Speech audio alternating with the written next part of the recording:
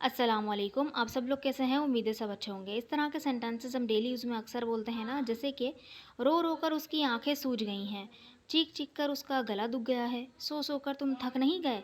तो इस तरह के सेंटेंसेस को बनाने के लिए हम थोड़े से कंफ्यूज हो जाते हैं कि रो कर कुछ हो जाना, चीख चीख कर, सो कर, इस तरह के सेंटेंसेस को किस तरह से बनाएं। चलें देख लेते हैं। फर्स्ट ऑफ ऑल देखें इसका स्ट्रक्चर क्या होगा। सबसे पहले आएगा, देखें ये आप बोल रहे होंगे क्या लिख दिया, PPN और MV। रुक जाए मैं बताती हूँ। देख PP से मुराद है पॉजेसिव नाउन, यानी पॉजेसिव एडजेक्टिव जो भी हमारे कहलाते हैं। तो माय, हिज, हर, योर, अवर और जो है इट्स, ये हमारे क्या है, पॉजेसिव एडजेक्टिव्स हैं। तो ये आ जाएंगे और देयर भी होगा इसके अंदर। देन उसके बाद जो आएगा, एन से मुराद है नाउन, कोई भी नाउन आ सकता है, ठीक है।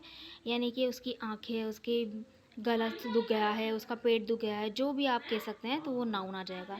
देन उसके बाद मेन वर्ब आएगा। मेन वर्ब हो सकता है या तो आप जो है यहाँ पे कोई हेल्पिंग वर्ब भी हो सकता है। देन उसके बाद एडजेक्टिव आना होगा तो वो आ जाएगा, ठीक है। जब मेन वर्ब होगा तो फिर एडजेक्टिव नहीं आएगा, और अगर मेन हेल्पिंग वर्ब होगा तो एडजेक्टिव भी आएगा, ठीक है। देन उसके बाद जो हम लिखेंगे ना, यानी रो कर, सो कर, तो उसके लिए हम फ्रॉम, यानी किस रिसोर्स से वो चीज़ हो रही है, तो जो फॉर्म है ना वो सोर्स दिखाता है। फिर उसके बाद जो वर्ब की ING फॉर्म होगी, यानी कि जो वर्ब होगा उसमें ING फॉर्म लग जाएगी। किस तरह देखते हैं इसको सेंटेंसेस की मदद से, तो अच्छी तरह समझ में आएगा। देखें, रो कर उसकी आंखें सूज गई हैं, रो कर उसकी आंखें सूज गई हैं। आंखों का सूज जाना, स्वाइलन हो जाना, ठीक है।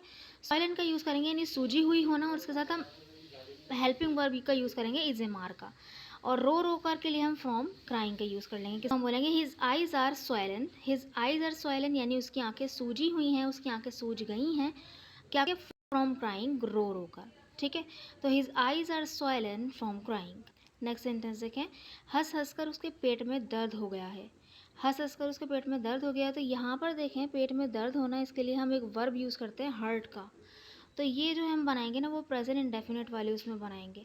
तो उसका पेट, तो यहाँ पे हम बोलेंगे हिज स्टमक, और फिर जो है हार्ट को हम उसमें एस का इजाफा कर देंगे, तो बोल देंगे कि his stomach hurts from laughing.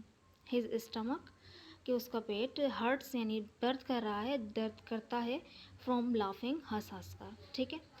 आगे बढ़ने से पहले मैं आपको बताती चलूँ, एक हमारे पास स्ट्रक्चर बुक है जो कि 250 की है, और एक है हमारी एसेंशियल वोकेबलरी बुक जो कि 300 की है। अगर आप दोनों बाय करना चाहते हैं या कोई एक बाय करना चाहते हैं तो आप कर सकते हैं, ये दोनों PDF बुक्स हैं। Thank you so much. Next sentence is, चीख चीख कर उसका गला दुख गया है।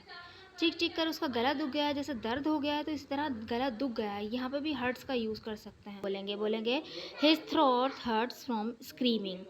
हिज थ्रोट यानी कि उसका जो गला है, हर्ट्स दर्द करता है, दुख गया है, फ्रॉम स्क्रीमिंग, चीख चीख कर, ठीक है।